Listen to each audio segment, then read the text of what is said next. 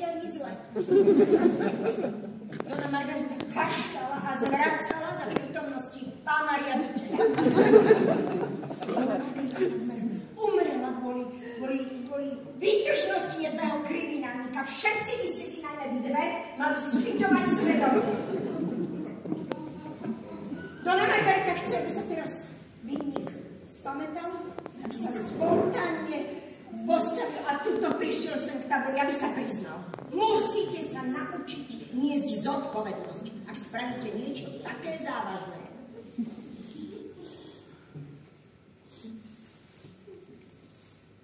Dobre,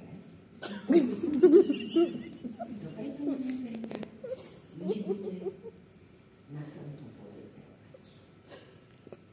A vy dve, čo ste sa hlásili, poďte so mnou.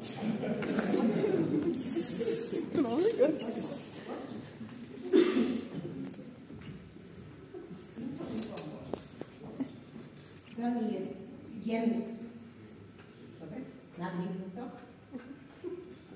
Čo robíš? Jemne som povedala.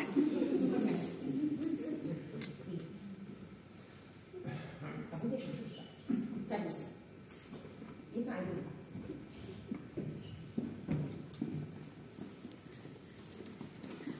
Ruky za chrbát.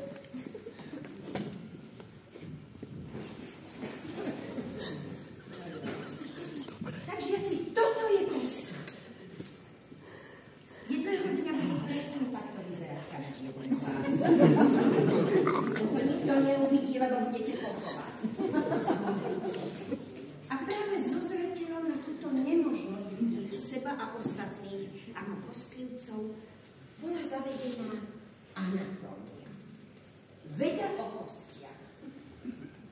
Poprvé, čo je kosť?